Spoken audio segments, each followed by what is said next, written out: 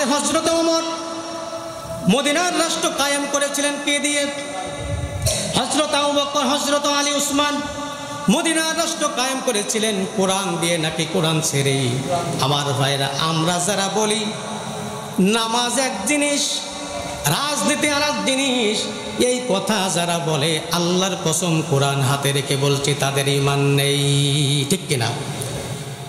আপনি বলতে পারেন যে হুজুর বাংলাদেশে প্রচলিত রাজনীতি কোরআনুল কারিমের ভিতরে নেই। হ্যাঁ, এটা মানা যায়, কিন্তু রাজনীতি নেই। আমার বন্ধুগণ, এই কথা বললে আপনার ঈমান নেই। তার কারণটা হলো বিশ্বনবীজি হযরত ওমর, উসমান, বলুন তো দেখি কোরআনুল কারিম দিয়ে রাজনীতি করেছে নাকি করে নাই? আওয়াজ দিয়ে কথা বলেন, রাজনীতি করেছে নাকি করে নাই? তাহলে আপনি কিভাবে বলেন যে কোরআনুল কারিমের ভিতরে রাজনীতি নাই?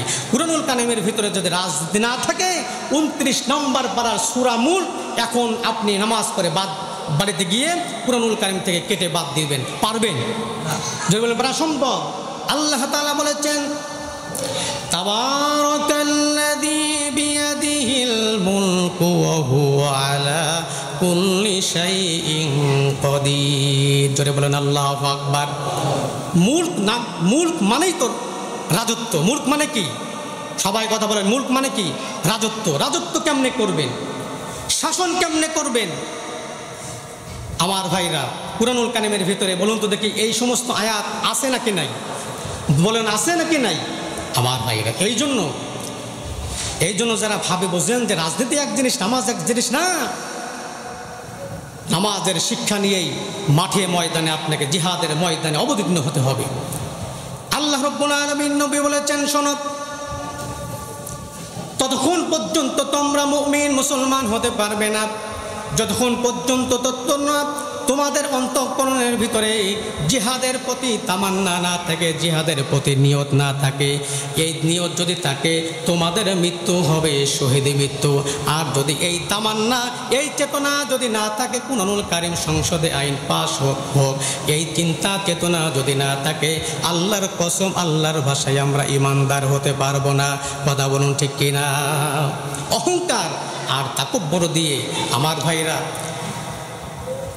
আপনি জিন্দিগি চালাইতে পারবেন, অহংকার আর তাকব্বর দিয়ে আপনি গোটা জিন্দিগি চালাইতে পারবেন, কিন্তু আল্লাহর একটি মাত্র আয়াতে কারিমা আপনি পরিবর্তন করতে পারবেন না।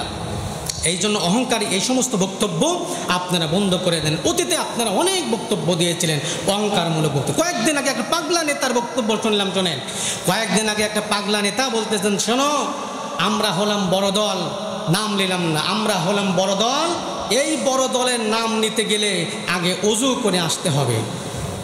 সুবহানাল্লাহ। কি নিতে হবে?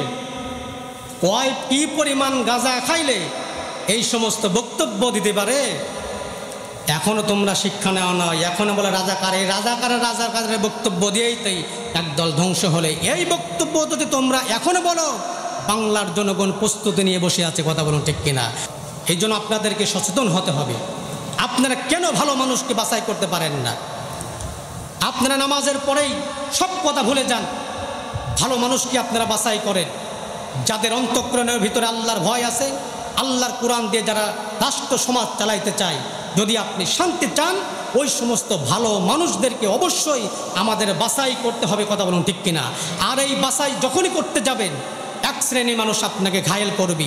এই যে ঘায়েল হলেন, তার মানেই হলো আপনি জিহাদের পথে আছেন। জোরে বলেন আল্লাহু আকবার। এই জিহাদের ময়দান থেকে পলায়ন করা যাবে